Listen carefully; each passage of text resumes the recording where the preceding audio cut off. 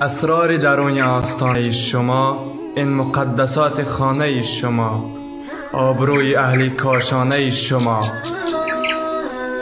پذیرا باشید صدای رادیو پیام با برنامه آستانه.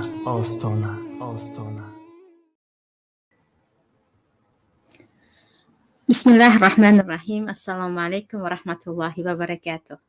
شنوندگان عزیز برنامه آستانه، امروز تصمیم گرفتیم همراه شما عزیزان درباره یکی از مسئله های مهم و موضوع های مهم زندگی، حیات عائلوی و اجتماعی صحبت کنیم. و موضوع امروزه ما هم خشم و غضب کلید تمام بدی هست. اگر در خاطر یکایک شما عزیزان باشد، اکثریت اشتباهات و یا خطاگی‌های شدید خود را مایان در حالت غضب و یا خشم شدید کرده ایم و کارهایی که در وقت غضب کرده ایم به آن همیشه ندامت میکشیم، برعکس کارهایی که در وقت عفو و بخشش و یا در وقت حلیم بودن و بزرگوار بودن انجام دادیم که همیشه خود را ستایش میکنیم. پس انسان تقریبا تمام کارهایی که در وقت خشم و غضب کرده است از آن پشیمان می شود، برعکس کارهایی که در وقت خود را به دست گرفتن و یا کنترل کردن غضب کرده است که همیشه از آن خود را از داخل یا گفتیم در وجدان خود ستایش میکند. و چی در مسئله های عائلوی باشد، زن و شوهری و یا حتی بین والدان و فرزندان، بین دوستان و نزدیکان، بین همسایه ها، در جای کار، در هر حیات اجتماعی که باشیم و حتی بعضی سخنهایی که از زبان ما برآمده است و ما از آن ندامت میکشیم، اکثریتش در وقت خشم و غضب بود که وقت انسان خیلی غضبناک می شود تقریبا کل اعضای او را و عقل او را غضب می پوشاند و اگر زبان خود را ندارد دیگر هر چیزی که از آن خارج می شود متاسفانه به غیر اراده یا به اراده موجب رنجیدن یک نفر دیگر می شود که شاید تمام عمر از آن کرده خود پشیمان شویم. پس بیاید درباره این خشم و غضب یا خود عصبانیت که کلیدی تمام بدبختی هاست و اساساً رنجانیدن عزیزان ما هست از نزدیک صحبت کنیم و ببینیم که در کجا خشم و غضب کردن حتمی است، در کجا گناه هست و چی چیزهایی هست که سبب اساسی خشم و غضب یک نفر می شود و چگونه خود را از این بیماری و یا از این کلیدی بدی ها رها کنیم. اول شده خودتان هم می دانید که غضب وقت انسان خیلی عصبی می شود و می خواهد نسبت یک نفر که بالای او ظلم کرد و یا ناحق و یا چیزی دیگری گفت یک عملی را انجام دهد که همچون انتقام از او دیگر قصدش را گیرد و وقتی که یک نفر شما را عصبانی کرد و غضب آورد، اولین هدف شما انتقام گرفتن و یا ریختن غضب خود بالای او می باشد و اساساً سبب خشم و غضب چی در بین دوستان چی در عائله یک چند نکته های اساسی است. اولینش باشد این عجب، یعنی خودپرستی و خوددوستاری هست و اگر در حیات عادی هم خودتان مشاهده کرده باشید، اکثریت نفرانی که متکبر هستند فریفته خود هستند و خود را دوست می‌دارند و از دیگرها بالا می‌گیرند، در کوچکترین جمله‌ای که شما برخلاف رأی ایشان گفتید و یا اینکه چیزی گفتید که به ایشان خوش نآمد یک باره می ترکند یا جوشیده می برایند و می خواهند که با شما جنگ و جنجال کنند و غضب خود را بالای شما می ریزانند. پس اساسی خود غضب در نفرانی هست که متکبر هستند و همیشه با خود می فخرند و با خود می بالند. برای همین کمترین کوتاهی را نسبت خود قبول ندارند، کمترین انتقاد را قبول ندارند و حتی که یک نفری حقدار حقش را طلب طلب کند هم به غضب آمده یا زورگویی میکنند یا دشنام میکنند و یا حتی لطوکوب هم میکنند. برای همین اگر در تلویزیون ها دیده باشید اساسا منصبداران، نفرانی که در کرسی ایستادن، با کمترین انتقاد هیچ تاب و طاقت ندارند و جنگ و جنجال و خشم و غضب شروع میکنند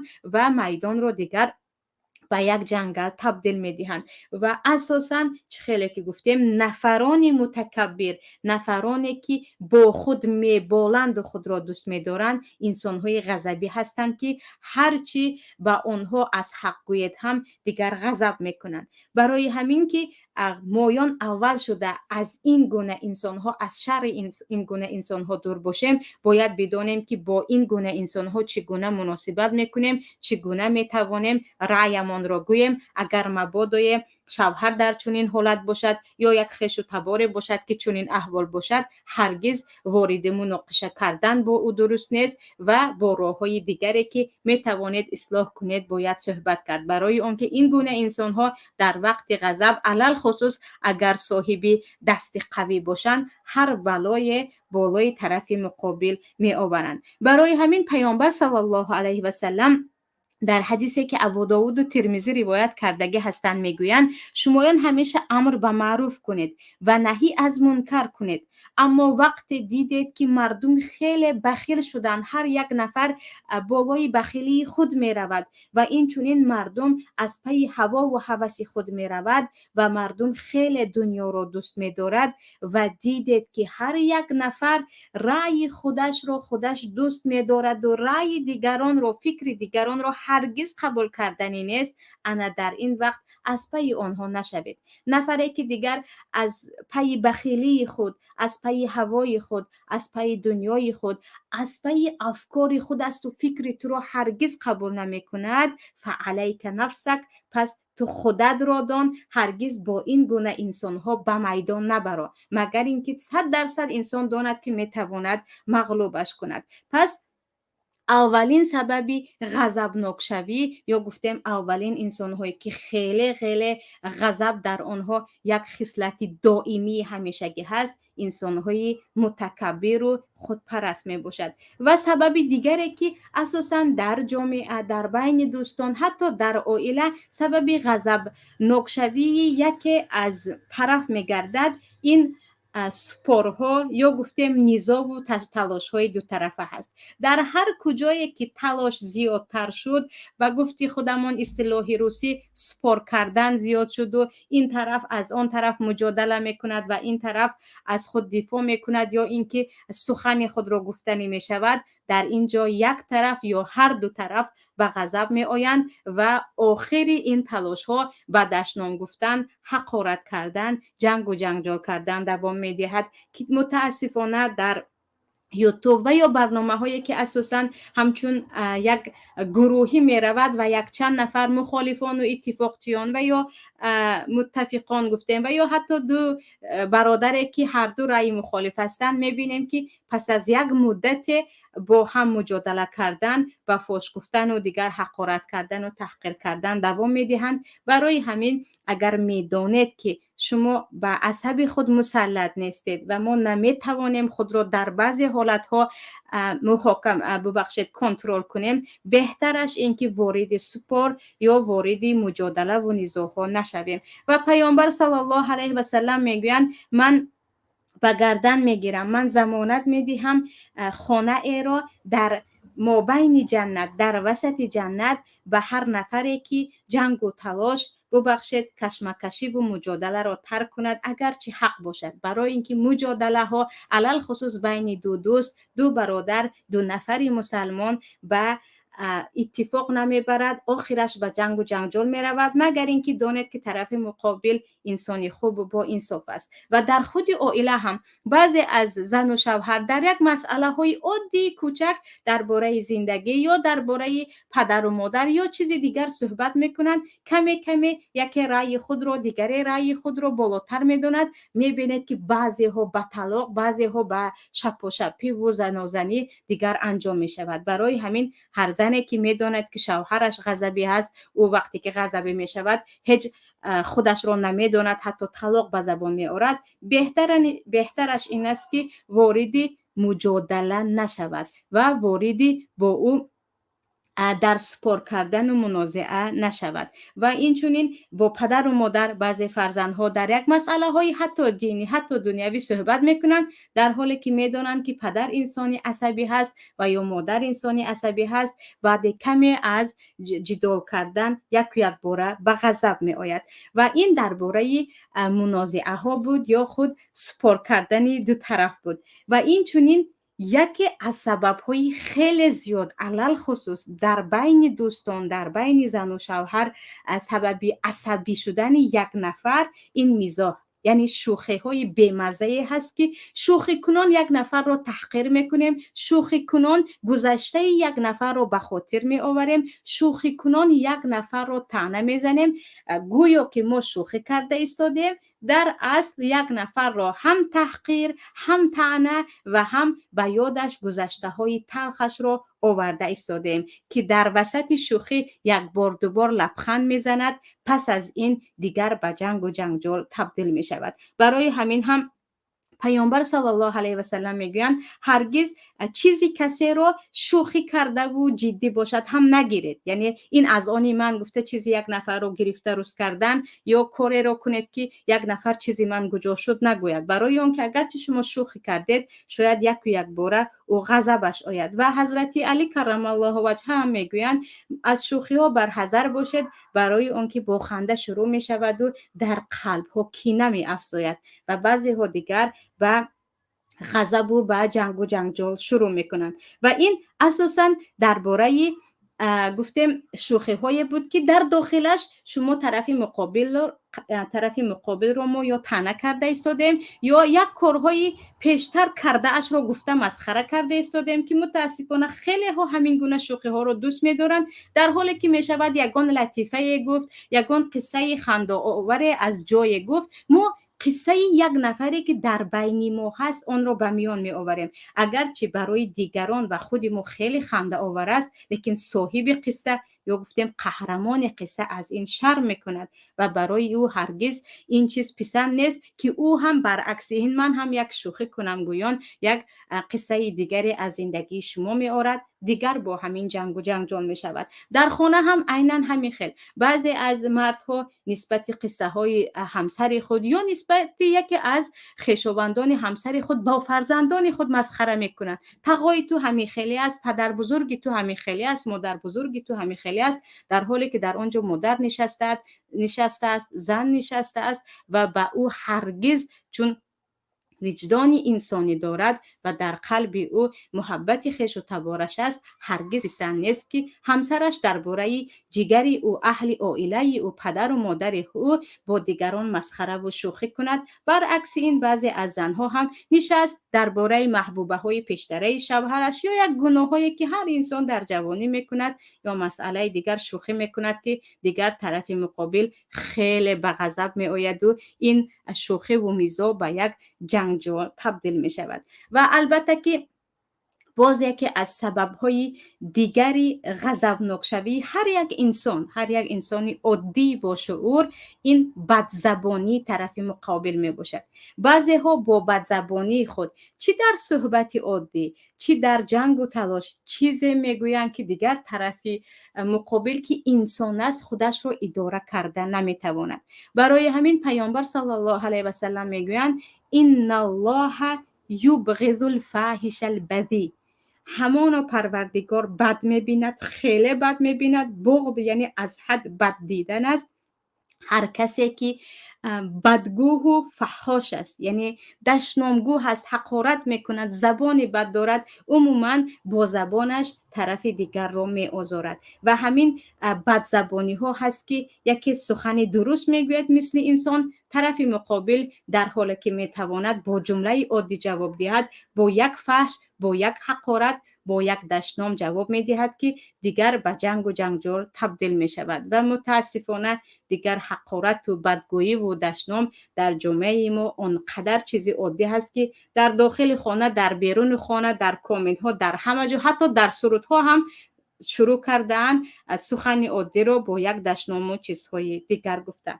پس باید زبان رو کنترل کرد تا اینکه خونی نفر دیگر رو نجوشانیم و طرف دیگر رو عصبانی نکنیم. و البته که درباره با نفرانی این گونه بدگو چگونه معامله کنیم در یکی از موضوعها با هم صحبت میکنیم. اما درباره غضب عزیزان، یعنی خشم و غضب گفتیم کلید بدی هست. تمام خشم و غضب یا جایی هم هست که ما خشم و غضب کنیم.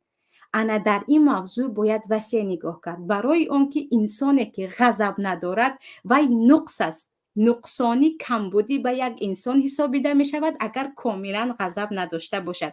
جایهایی هست که انسان حتما وجوباً باید غضب کند، جایهایی هست که غضب که کرد به ضرر او هست و حتی او را به گناه می برد. درباره غضب در قرآن کریم درباره غضب بعضی از پیامبران از جمله درباره غضب موسی علیه السلام چندین بار ذکر شده است. ولما رجع موسی الی قومه غضبان اسف قال بئس ما خلفتمونی من بعدی. وقتی که موسی برمیگردند و میبینند که دیگر گوساله پرست شدند خیلی غضبی میشوند و حتی در دستانشان اوراقی که بود، الواحی که بود به زمین میپرتایند و میگیرند و از گردنی برادرشون هارون به نزد خود یعنی با غضب میکشند و میگویند پس از من چی کار کردی؟ چرا مردم گوساله پرست شدن؟ چرا این مردمی که اونقدر دعوت کردیم به شرک رفت و تو کار نکردی؟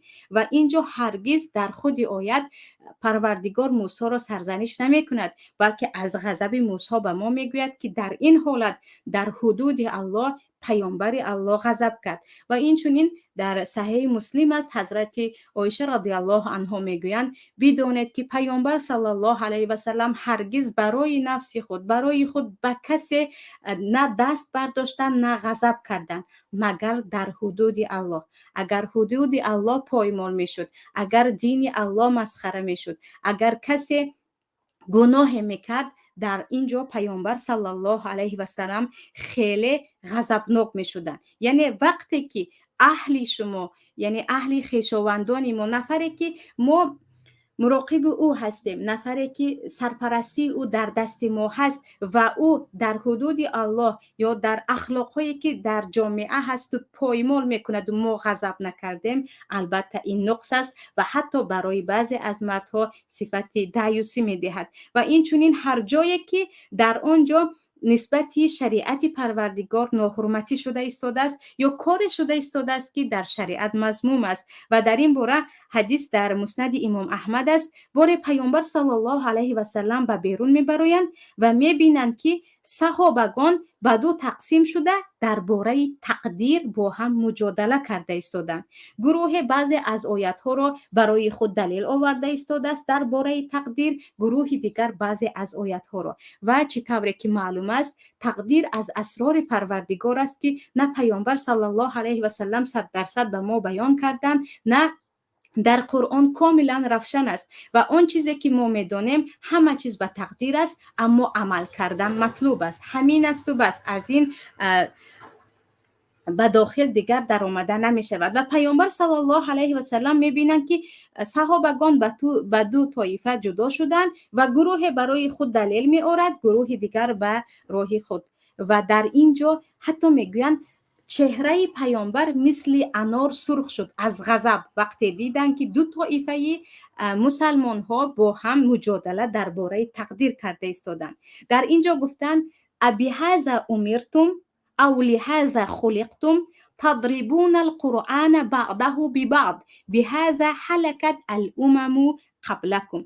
آیا شما به این امر شدید؟ آیا پروردگار شما را برای این خلق کرد که با همدیگر مجادله کنید، سپار کنید درباره چیزهایی که برای شما از حکمت پروردگار همهش بیان نیست؟ تضربون القرآن بعضه ببعض، قرآن را یکیش را به دیگر میزنید. این آیت را می بیارد، دیگرش آیت دیگر را می آورد و دو آیت را گویا مقابل هم دیگر می زنید. انا با همین کارها امتهای پیش از شما بوده هلاک شدند. و به این نگاه کنید که در امروز چقدر برادران و خواهرانی هستند که می نشینند و حدیث رو با حدیث میزنند، عالم رو با عالم میزنند، قرآن رو با قرآن میزنند و به گفته پیامبر کلی هذا خلقوا، گویا که به همین چیز امر شدند و پروردگار از آنها این رو میخواسته باشد. و اینجا پیامبر صلی الله علیه و سلم غضب کردند و حتی سرخ شدند مثل انار، برای آنکه حدود پروردگار بود. پس نه همیشه خشم و غضب را میتوانیم بگوییم که بدی میآورد. جایهایی هست که خشم و غضب نکرده نمیشود، لیکن خشم و غضبم تا اندازه‌ای باشد که به یک نفر ضرر جدی نرسانیم که اون طرف دیگر تمام عمر معلول باشد و یا به جای بهتر شدن و یا اصلاح شدن بدتر باشد. البته خشم و غضب و این چنین نگاه کردن که با چی کار می توانیم آن نفر را اصلاح کرد. اما غضب دیگر هم هست که غضب مذموم است، غضب بد دیده شده است، غضبی که برای چیزهای تماما پوچ و بی ارزش انسان غضب میکند و به خاطر یک کلمه که با شما رابطه ندارد و عموما از حیات شمانه با یک نفر وارد جنگ می شوید، یا از روی تعصبیت ملتچگی که من تاجیک هستم و دیگر ازبک یا چیزی دیگر، یا از سبب اینکه مثلا ما اویلای بالا داریم، ما قدر ما بالا است، یعنی عموما به چیزهایی که حق ندارید خود را حقدار میکنید و دیگر با طرف مقابل که اصلا برای شما هیچ نقشه ندارد وارد جنگ و غضب و عصبانیت میشوید. اما غضب عادی هم هست، غضبی که انسان خواه و ناخواه به آن دچار میشود. آن هم وقت دید که حدود او را کسی پایمال میکند، مثل اینکه یک نفر می آید و شما را دشنام میکند، یک نفر می آید و چیزی که شما سزاوار نیستید آن را بالای شما همش را بار میکند، یا یک نفر درباره چیزهای صحبت میکند که حق ندارد، حق یک نفر دیگر را پایمال کرده ایستاده است. انا در اینجا غضب میکنید که غضبی عادی هست، ولیکن در وقت غضب من غضبی شدم گویان یک نفر را دشنام کردن، به یک نفر دست برداشتن یا حقوق یک نفر را کاملا پایمال کردن البته در اینجا جایز نیست، مگر اینکه آن نفر هم بالای شما این کار را روا دید و شما میخواهید انتقام را گیرید که و جزاء سیئة سیئة مثلها، جزای بدی ها مثل خودش بدی هست. اما هر کسی که عفو کرد دیگر عفو او از انتقام گرفتن در نزد الله اجر زیاد دارد. لیکن اینجا جایهایی هست که انسان به قدر غضبناک می شود که از حدش زیاد است، یعنی غضبی که انسان آنقدر می شود که هم به جسم خود ضرر می رساند، هم به طرف مقابل ضرر می رساند که تمام عمر آن نفر در خاطرش می دارد و خود نفر غضب شده هم دیگر از آن ندامت می کشد. مثل اینکه بعضی ها برای یک جنگ و جنجالی که در عائله شد و می توان او را آن جنگ و جنجال را به آسانی یا گفتیم با راه دیگر حل کرد، با طلاق حل میکنند. در وقت غضب 3 طلاق میگویند، پس از اینجا به آنجا به نزد نفران دانشمند میدوند که من در غضبی هم گفتم و پشیمانم، یا اینکه پدر و مادری که در وقت غضبناک شدن فرزند خود را من عاقت کردم یا چیزی دیگر میگویند. با همین درباره غضب، در وقت غضب خود را نگه داشتن و چه اجر دارد نفرانی که غضب کردند ولیکن غضب خود را فرو بردند. آنها می توانستند که از طرف مقابل انتقام گیرند، در دست آنها بود که آنها نیز فاش گویند، آنها نیز یک نفری که طعنه کرد طعنه کنند، ولیکن غضب خود را فرو بردند یا خود را کنترل کردن. در این باره آیت پروردگار است و خیلی احادیث زیاد است که پیامبر صلی الله علیه و سلم میگویند هر نفری که غضب خود را فرو برد در روز قیامت الله او را به نزد تمام مردم جیغ میزند و به تمام مردم گویا نشان میدهد که ببینید که این نفر غضب خود را به خاطر من فرو برد و من او را از هر چیزی که از جنت خواست نصیبش میکنم. و این چنین در سوره آل عمران الله میگوید و سارعوا الی مغفرة من ربکم و جنات ارضها السماوات والارض اعدت للمتقین الذين ينفقون في السراء والضراء والكاظمين الغيظ والعافين عن الناس والله يحب المحسنين. شما بشتابید به مغفرت بخشش پروردگارتان و جنتی که پهناوری آن به اندازه آسمان ها و زمین است و این جنت و این مغفرت و رحمت پروردگار شما برای نفران پرهیزگار، تقوادار، متقین آماده شده است. در دوامش متقین کی هست؟ یکی به ما سوال می آید. یک باره الله می گوید همان نفرانی که در وقت تنگ دستی و این چونین در وقت فراغ دستی، هم در ثروتمندی هم در کمبغلی، از آن چیزی که به آن قادر هستند و در دستشان هست به دیگران صدقه می کنند. والکاظمین الغیظ، و خشم خود را، غضب خود را، در وقت عصبی شدن تمامی اون چیزی که در قلبشان هست و میخواهند به خارج برارند و از نفر مقابل خیلی خوبه که انتقام گیرند فرو میبرند. یعنی غضبناک شدن، غضبناک نشده که نمیشود، این صفت انسانی است، ولیکن آنها چیکار میکنند؟ فرو میبرند. والعافین عن الناس، و این چونین از مردم میگذرند. خطاگی که کرد در حالی که حق دارید و میتوانید و قدرت دارید که او را ببخش، او را انتقام کنید و از او هر چیزی که به شما کرد حق ستانید. عافین عن الناس، از انسان میگذرند، از آنها میگذرند. والله یحب المحسنین، و پروردگار انا این گونه احسان کننده ها و یا محسنین را دوست می‌دارد. پس اینجا اجر بزرگ و این چنین صفت تقواداری. پروردگار تقوادار گفتن نفرانی را گفت که در وقت غضب، خشم و عصبانیت خود را گفتیم کنترل میکنند، بالای عصبانیت خود میتوانند تحکم کنند.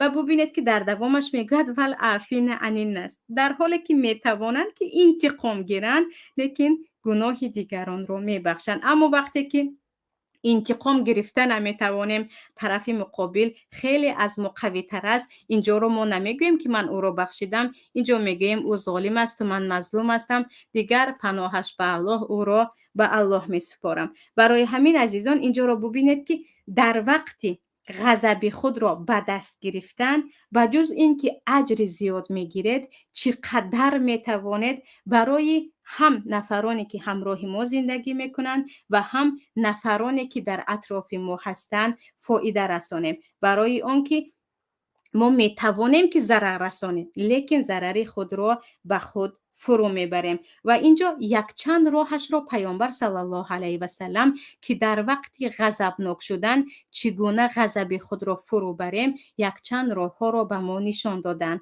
از جمله اعوذ بالله من الشیطان الرجیم گفتن، یعنی پناه به الله از شیطان رجیم گفتن، که خودی وقتی دو نفر با هم جنگ و تلاش میکند و یک نفر خیلی سرخ میشود، حتی رگهایش ورم میکنند و در چهرهش غضب شدید دیده میشود، پیامبر صلی الله علیه و سلم میگویند من جمله ای را میدانم که اگر همین نفری غضبناک گوید غضبش از او میرود، اگر این انسان اعوذ بالله من الشیطان الرجیم گوید غضبش کمی فرو میرود، ولیکن اون انسان میگوید به من جن ندر آمده است، من این را هرگز نمیگویم. یعنی شیطان اونقدر بالایش زور میآید که این را گفته نمیتواند. و اکثر داخل شدن غضب به انسان و یک باره انسان خودش را از کنترل دادن هم این از شیطان می شود که پیامبر صلی الله علیه و سلم میگویند شما یک باره به الله از شیطان پناه ببرید. و البته راه دیگرش این حالت خود را تغییر دادن است که در مسند امام احمد هم هست.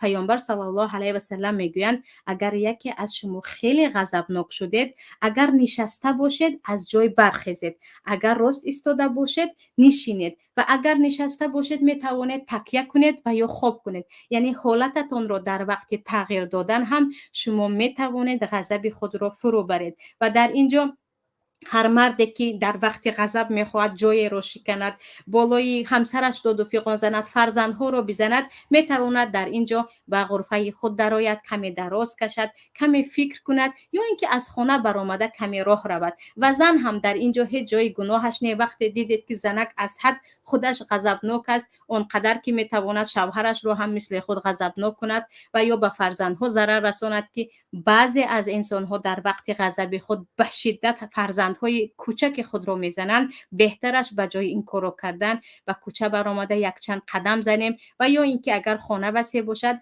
از این اتاق به اتاق دیگر رفته کمی دراز کشیدن یا نشسته باشد کمی قدم زدن می باشد. و البته که یکی از بهترین راههایش که این هم در حدیث است این سکوت است، خاموشی است.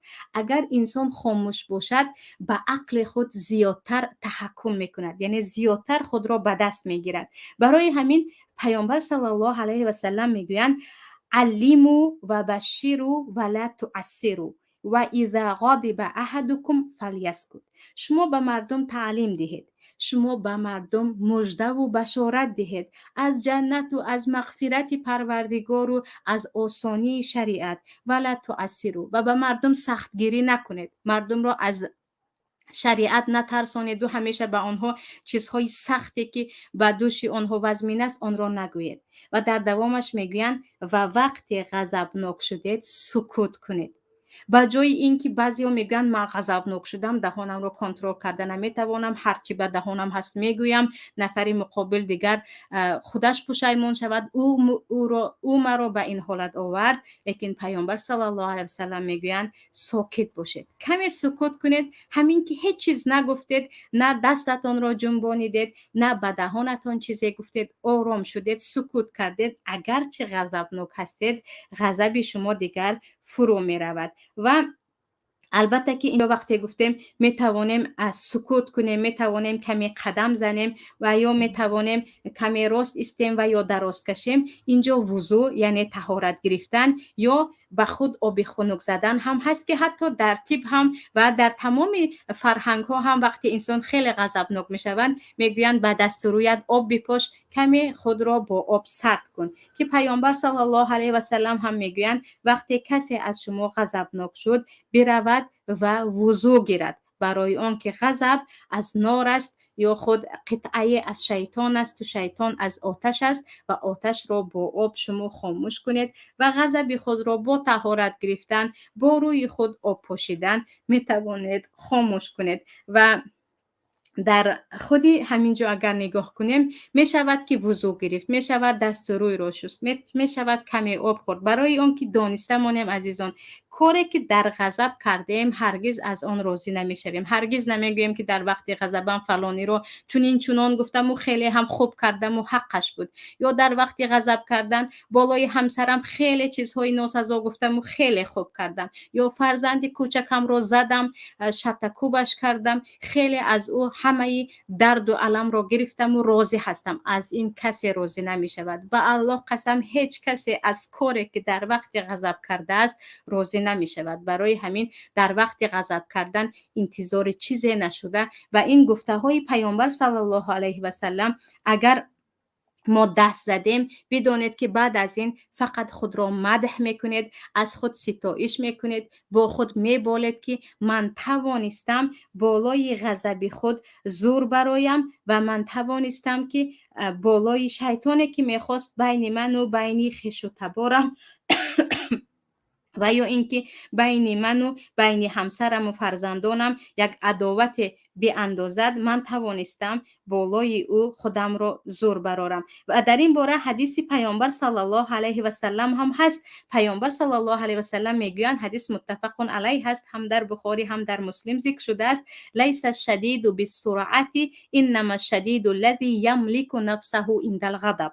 هرگز با قوت بودن یعنی شجاع بودن، قوی بودن، این با مصارعه، با گشتنگیری و یک نفر رو غلطانیدن نیست، بلکه قوی همان نفری هست که در وقت غضب خودش رو به دست میگیرد، یعنی نفس خود رو میخواباند، بالای خودش او میتواند زور براید. برای همین بعضی از علما میگویند وقتی شما بالای نفس خود تحکم کرده توانستید، وقتی شما توانستید که نفس خود را مغلوب کنید، بدانید که کل دنیا را می توانید مغلوب کنید. چگونه که پیامبر صلی الله علیه و سلم همراه صحابگان خود و همراه عمار ابن یاسر که حتی آنچنان پایهای باریک داشتند که صحابگان می دیدند و می خندیدند، کل دنیا را از آن خود کردند، برای آنکه نفرانی بودند که بالای نفس خود غالب آمده بودند. و با همین معنا حدیث دیگر هم هست که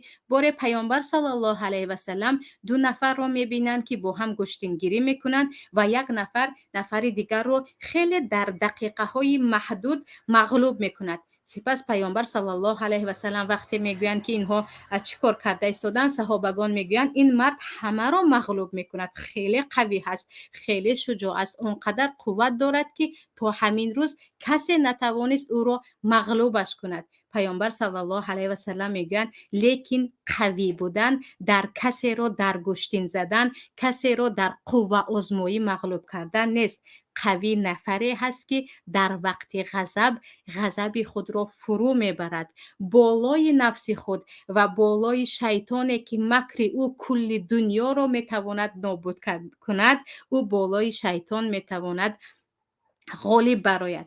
قوی همان نفری هست که در وقت غضب توانست بالای غضب خود حکم کند و بالای غضب خود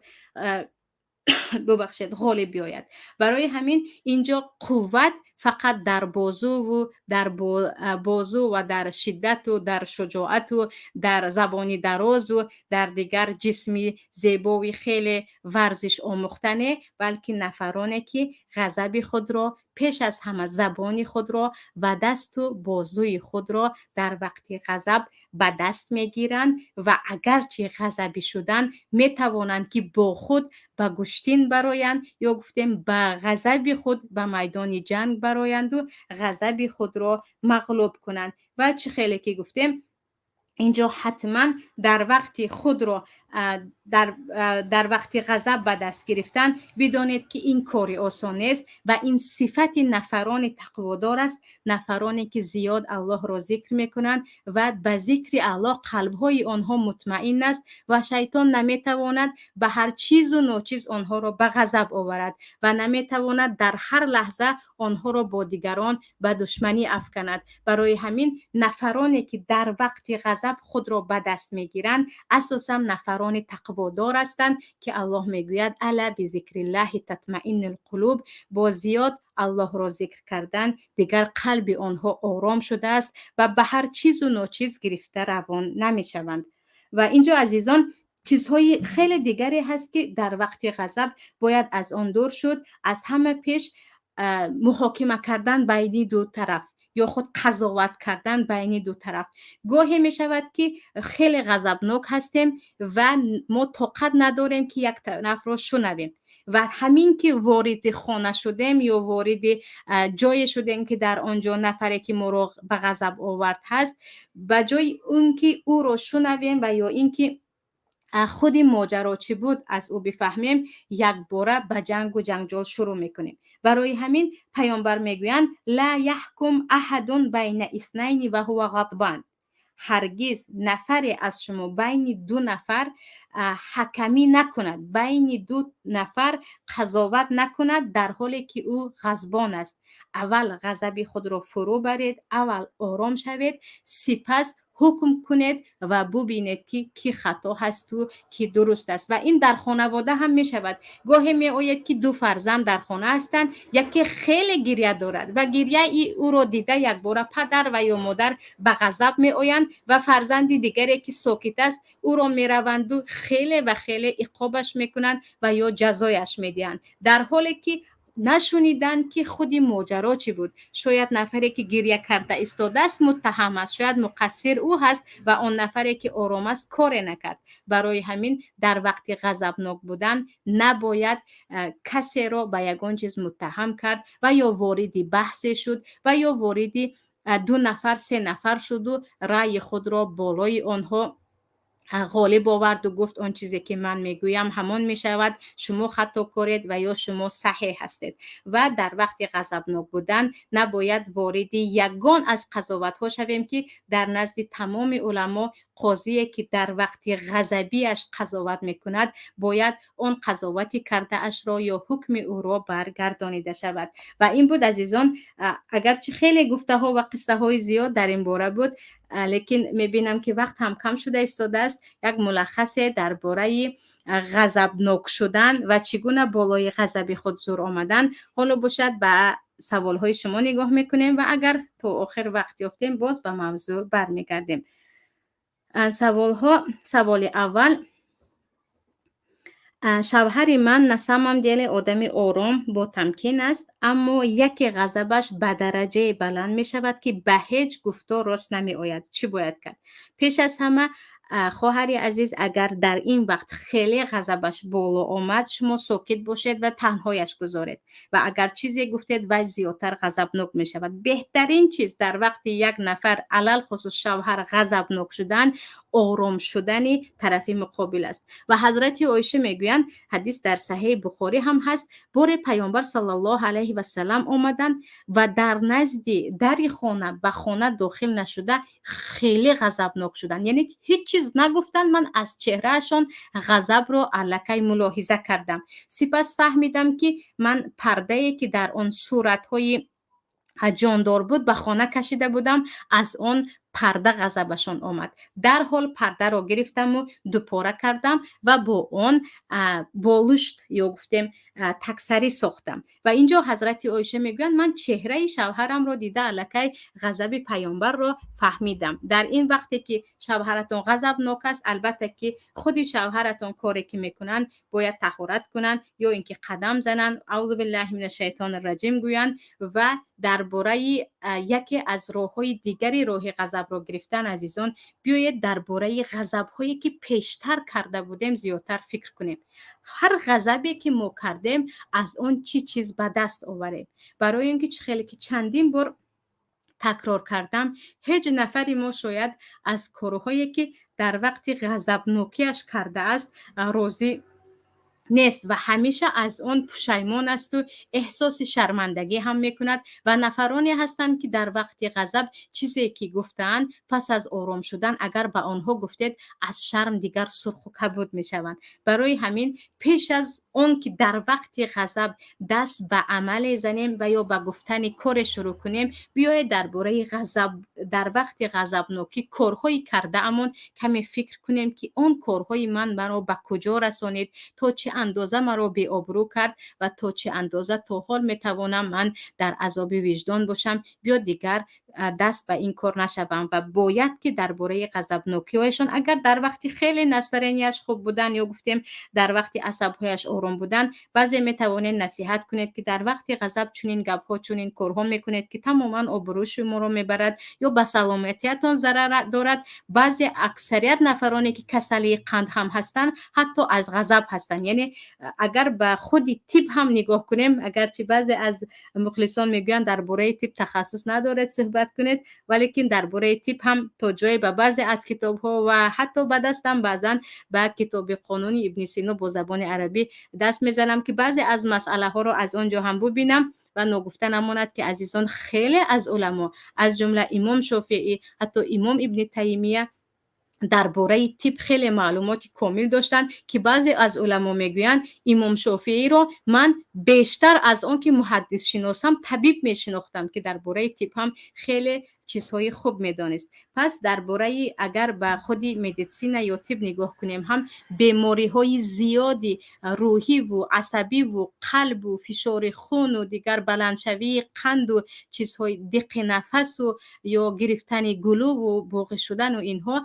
از همین غضب های شدید می شود که در وقتی یک بار غضبناک شدن انسان به یگان بیماری گرفتار می شود. حتما باید در این باره شوهرتان بدانند، اما خود شما یگانه کاری که میکنید ساکت باشید و تا میتوان از نزدشان یک مهلت یا مدتی که غضبناک هستند با خودتان با فرزندانتان دور باشید و انشاءالله که دیگر غضب از آن چه که هست بالاتر نمی شود. سوال دیگر: در جای ما مردک ها به حقارت و دشنام گپ نمیزنند، در عائله عادی ترین گپ رو هم با زنان و کودکان رو حقارت کردن گفته میشنوند.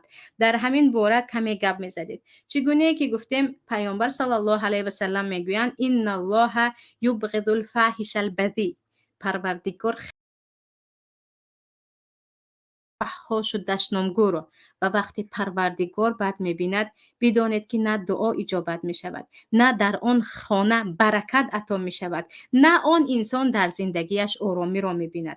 و نفرانی که میگویند من نمازخوان هستم و کمی بدزبان هستم، در عائله چنین بزرگ شدم، بدانید که با آن نمازخوانیتان شما در غضب پروردگار هستید. هرگز پروردگار نمازخوان‌هایی که با حقارت همه را اذیت میکنند آنها را دوست نمی‌دارد. و چیز دیگر این است که خواهرانی که ازدواج میکنند و یا اینکه عائله هایی که دختر خود را به شوهر داده ایستادید، به یگان مشکلی می توانید در روز نکاح یا در روز فاتحه شرط مانید که در این عائله ما به حقارت و به دشنام دختر بزرگ کردیم و نباید یگان نفر در عائله شما بالای دختر ما و یا بالای عروس ما این گونه دشنام و بدگویی و فحاشی را برای خود اجازه دهد. در غیر این ما راضی نیستیم که به این شرط حتما طرف مقابل باید رعایت کند. و خود ما هم خواهران عزیز به هر یک حقارت و به هر یک دشنام و یا برادرانی که خودشان اخلاق خوب دارند ولی میبینند که زنشان بد زبان است، زنشان فرزندها را لعنت میکند یا دشنام میکند، نباید آرام استیم. حتما چاره این را دید که به هر نفر به طبیعت خودش نگاه کرده، به اخلاق و برداشت خودش نگاه کرده، یک راه را دید که از این بدزبانی خودش را دارد. در غیر این دیگر جامعه از آن حالتی که امروز هست که بعضی از کامنت ها و یا اینکه رأی هایی که نوشته می شود و پر از دشنام است، انسان دیگر ببخشید با دیدن هم حتی خودش را بد حس می کند. مردم باید از این بدگویی و اخلاق پست انسانی که عموما سبب بلا بین جامعه می شود خودشان را نگه دارند. یک گپتان گویم اپا جان، گوید همین مردکای ما بسیاری از خشم و غضبشون دروغین ساخته است، گپشون گذراندن حرکت میکنند. باید زنان پروا نکرده با خنده و چهره کشاد این حالت را پس سر کنند. اگر به همین خشم و غضب مردکا اهمیت دهی و تو هم جواب دادنی حرکت کنی، همه جا کاتاستروفه می شود. همین خلاصیانه 100% گپتان درست است. و در این باره پیش از همین بود برنامه گفته بودیم که یکی از راه‌های سعادت این است که خودتون رو به نادانی زنید. دیدید که غضبش رو دروغین کرده ایستاده است یا نفری هست که دوست می‌دارد یا فخر می‌کند از غضب خود، در این وقت اهمیت نمی‌دهید، پس از مدت کم می‌شود. اما گاهی هم هست نفرانی هم هستند که اگر بالای غضب آنها تحمل کردن گیرد، دیگر بالای سرطان به تبر هم میزنند. برای همین حتما در اینجا هم زن هم مرد هم فرزند هر یک انسان باید بداند که با کدام طرف روبرو هست. جایی هست که به غضب حتما باید غضب کرده شود، جایی هست که غضب را با خنده تمام میکنید برای اون که اون نفر جدی نیست، جایی هم هست که از غضب روبرو بودن میگریزید برای اون که اون انسان بیماری دارد، هرچه غضبش زیاد میشود بالای شما یک بلای میآورد. که در این باره هم با نفرانی که خیلی غضبی هستند، علل خصوص با شوهر غضبی یا با پدر و مادری که خیلی عصبی هستند، چگونه معامله کنیم، به اذن الله در روزهای نزدیک با هم یک برنامه دیگر صحبت میکنیم. سوال من همین است، وقتی غضبی میشوی چی باید کرد که غضب پس شود؟ من وقتی غضبی میشوم خودم رو اداره کرده نمیتوانم. سوال کننده عزیز شاید سوال رو کمی بر وقت‌تر داده بودید که من در وسط برنامه گفتم که پیامبر صلی الله علیه و سلم یک چند راهنمای را به ما نشان دادند که در وقت غضب انجام دهید. اول شده از الله به الله پناه بردن از شیطان رجیم، طهارت کردن و به خنک زدن به چهرهتان، نشسته باشید، راه رفتن، در خانه باشید و دیدید که غضب زیاد شده است، از خانه روید، کمی در کوچه در هوای تازه قدم زنید که هم هوای تازه هم اکسیژن هم قدم زدن شما غضب رو و فشار خون بالا شده رو پایان می‌فرارد. و این چنین زیاد وقتی که غضبی نیستید درباره پیامدهای غضب و این چنین ثواب نفرانی که غضب خود رو پایان می‌فرارند فکر کنید. و عزیزان دانسته مانیم که یگان نفری موفق با غضب خود موفق نشده است. هر انسانی موفق را در حیاتش دیدید، اونقدر آرام است و اونقدر مسئله ها رو با راه دیپلماتی حل میکنند، نه با غضب و نه با زدن و نه با گفتن. و در حیات عادی هم هر کسی که عصبی و غضبناک هست، نه فرزندهایش جرأتی با او نشستن و صحبت کردن را دارند، نه همسرش، نه حتی پدر و مادر فرزند عصبی خود را دوست می‌دارند. همه دوست می‌دارند از او دور باشند. برعکس نفران حلیمی که وقتی در آنها مهربانی زیاد است و بسیار مشکلی ها را نادیده میگیرند، اطراف آنها مردم پر میشوند. برای همین هم الله میگوید ولو کنت فظا غلیظ القلب لانفضوا من حولک. اگر تو انسانی غلیظ غضبی و خودت را به دست داشته نمیتوانستی، مردم از اطرافت پریده گریخته میروند.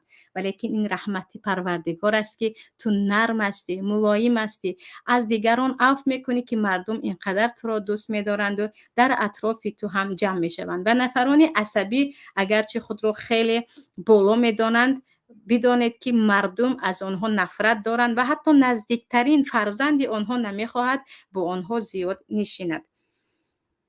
از سوال دیگر، یک همسایه داریم سپیسیال فتنه میکند تا که من غضبم بیاید و جنگ کنم و وی مرا به میلیسه خبر کشد.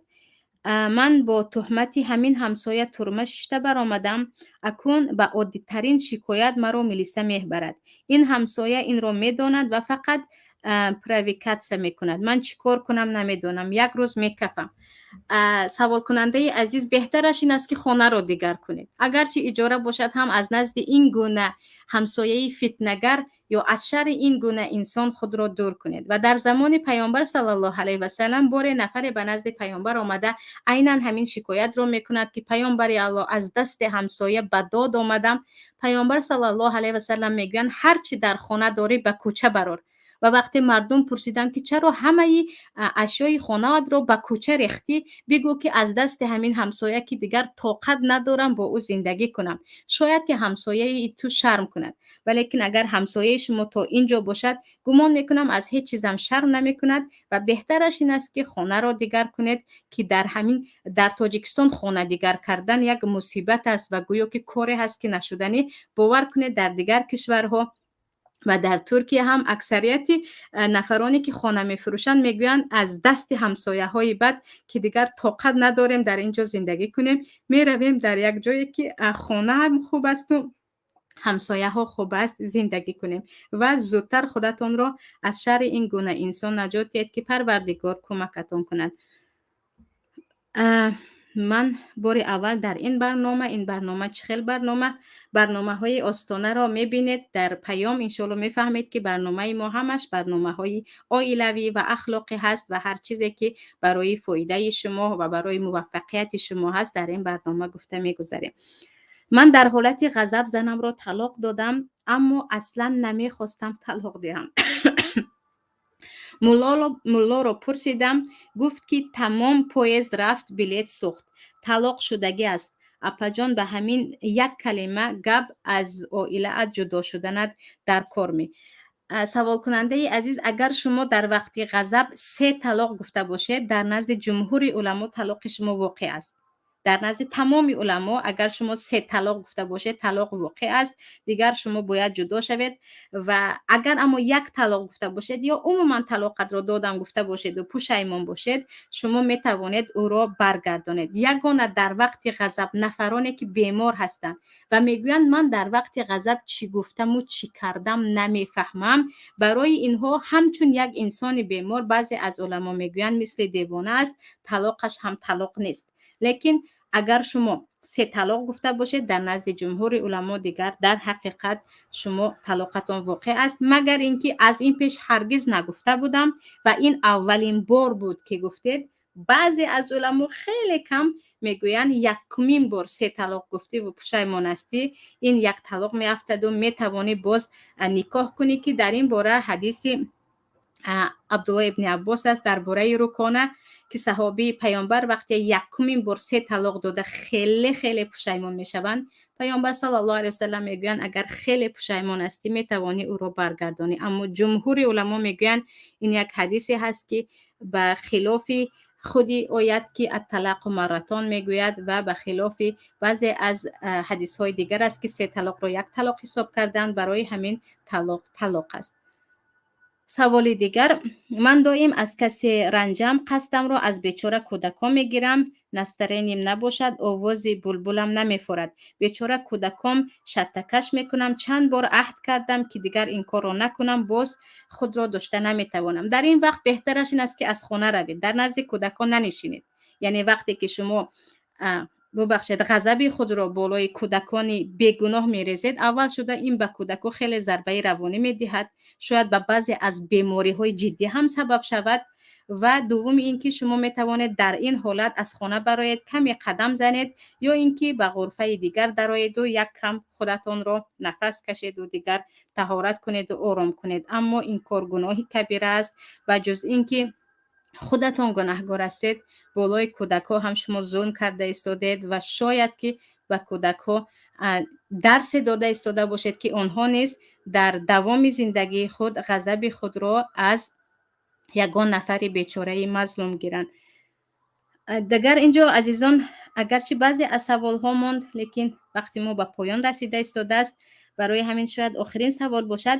به همین نفران غیبتچی سخنچین که 2 کس بین یکدیگریش جنگ میاندازند گپ میزدید. اساسی ریشه غضب همین غیبتچی و سخنچینی ها است. درباره بیماری خبرکشی که اساسا مردم رو جنگ و تفریقه میاندازند یک برنامه کامل داریم، میتوانید از آن استفاده کنید که همش درباره همین سخنچینی است، بیماری سخنچینی، خبرکشی و دوای آن. السلام علیکم و رحمت الله برکاته. سوال: زنی من دختر من باشم در مهاجرت، میگویند زن به اجازه شوهر از خانه باید نبراید، لیک زنی من بعضا وقت به مرکز ریان برای از چوت سپاری می رود یا اینکه هر روز به خانه همسایه ها اکل کنی یا کپلمانی می رود. باید برای همین جایها رفتن از شوهر پرسد یا گناهی ندارد؟ البته که علیکم السلام و رحمت الله، اگر شما راضی باشید رفت هیچ گناهگار نمی شود. زن زمانی از خانه برایت گناهگار می شود که شوهر به این اجازه نداده باشد.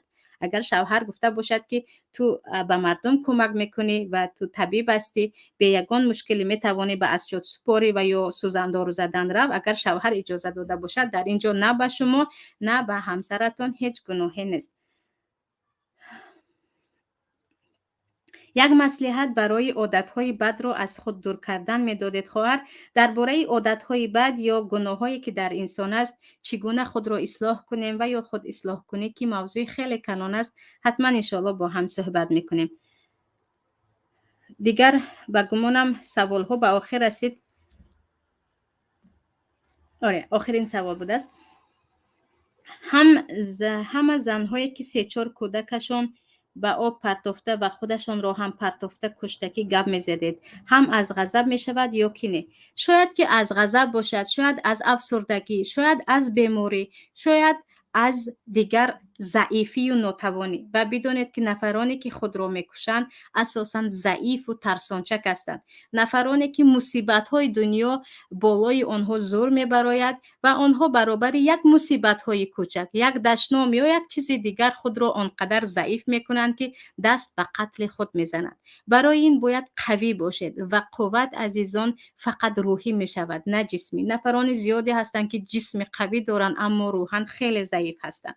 برای همین برای روح را به قوت کردن البته اینجا غذای معنوی، رابطه قوی با الله لازم است. دوم خود را قدر کردن و خود را بالاتر، قویتر، شجاعتر از مصیبت های دنیا گرفتن که نباید مصیبت های دنیا ما را شکست دهد، نباید غم های دنیا ما را به گریه آورد. این ما باشیم که بالای مصیبت، بالای غم و بالای هر یک ظلم توانیم مبارزه کنیم و مقاومت کنیم و نگذاریم که حیاتی که بزرگترین نعمت برای ما هست به خاطر یک جنگ و جنجال عائلوی، یک مشکلی های دیگر آن را از دست دهیم. و اینجا عزیزان به پایان برنامه می رسیم با امید آن که در وقت غضب این همه چیزهایی که با هم گفتیم به خاطر آورید و اگر هر یکی ما و شما در وقت غضب خودمان را به عهده گیریم، بدانید که یک عائله کامل، شاید یک شهر بزرگ الکی به اصلاح شدن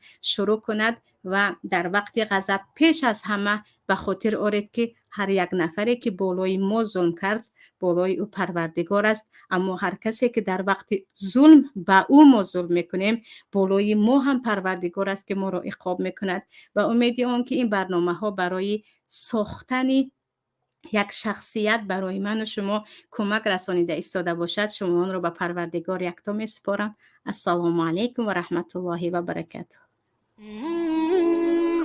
اسرار درون آستانه شما، این مقدسات خانه شما، آبروی اهل کاشانه شما. پذیرا باشید صدای رادیو پیام با برنامه آستانه.